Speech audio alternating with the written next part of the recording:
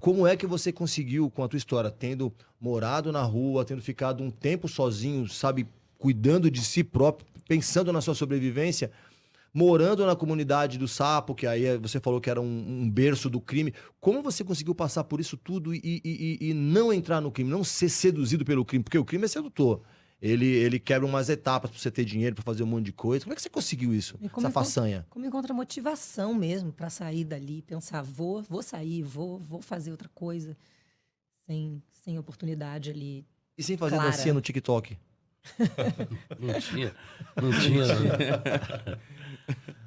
Assim, na verdade, existe aí uma contradição muito grande, que apesar do crime ser uma tragédia, é a solução para muita gente. Quer dizer, a mesma droga que mata e que tira a vida de um monte de gente, alimenta e leva leite para casa de muita gente também. Então, porque no fundo ninguém quer vender droga. As pessoas querem ascensão econômica, as pessoas querem migrar socialmente. Por isso que eu falei que é sedutor. É Sim. sedutor, para resolver meu problema. Então você tem ali uma questão imediata que você precisa resolver.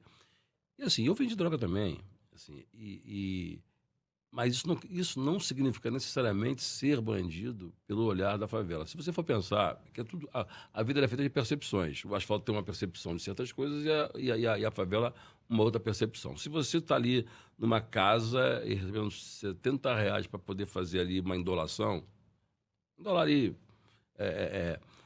uma droga por 6 horas, você recebe R$70, entrega e vai embora. Ninguém da favela acha que você é bandido porque você está fazendo uma indolação ali. Tu é apenas...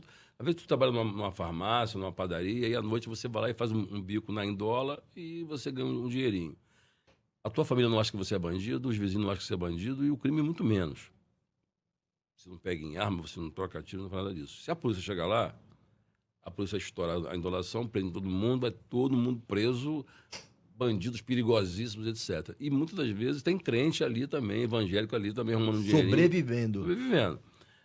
Quando você vê hoje, principalmente no Rio de Janeiro, facções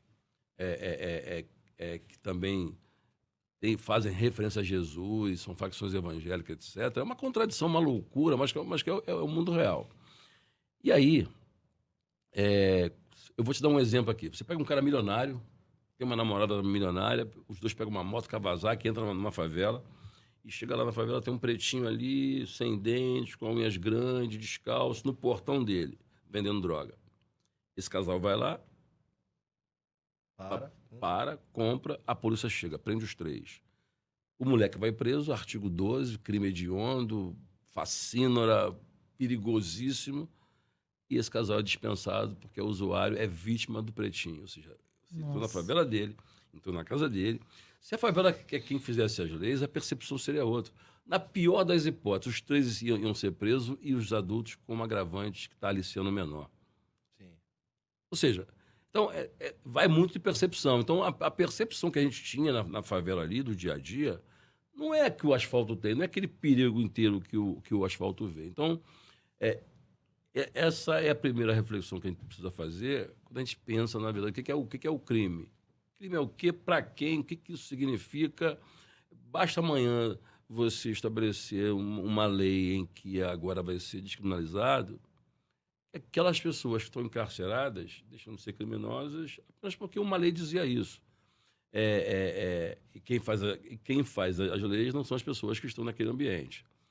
Então, eu acho que essa reflexão. Mas na prática eu nunca quis ser bandido, eu sempre tive medo de ser preso, eu sempre tive como referência o contrário do crime. Eu queria me juntar, montar organizações, mas que não tivesse nenhum tipo de relação com o crime? Seja de delinquência, seja do que fosse, porque na verdade eu sabia, eu tinha pai que era separado, mas ele, enfim, ele era um cara que, só a bebida que estragava ele, mas ele é um cara do bem. Minha mãe também, uma mulher que era alcoólatra, mas era uma pessoa extremamente correta e honesta, assim, envergonhava de mim na rua. quando a gente roubava, mas ela não tinha muita alternativa. Aliás, eu tinha uma empresa na Itália, na crise da Itália há 20 anos atrás, os bilionários. E aí você vê como é que a questão econômica afeta a moral das pessoas, né?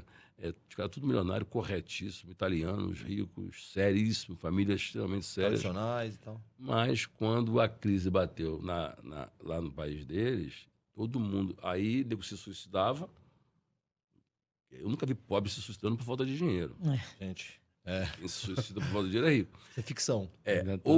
Exatamente. Ou você se suicidava ou você delinquia. Então, assim, como é que os ricos sobreviviam? Iam ali para a fronteira, ou então iam para algum país e dava golpe no seguro e começavam a fazer aquela monte de loucura em função da falta de dinheiro. Tinha um carro 0 km, mas não tinha quem comprasse o carro e não tinha como botar gasolina porque não tinha dinheiro. Então, assim, a necessidade, na verdade, não tem que justificar delinquência, mas ela, obviamente, que a necessidade se aproxima, na verdade, de algumas anomalias da vida. E eu estive muito próximo disso, mas nunca perdi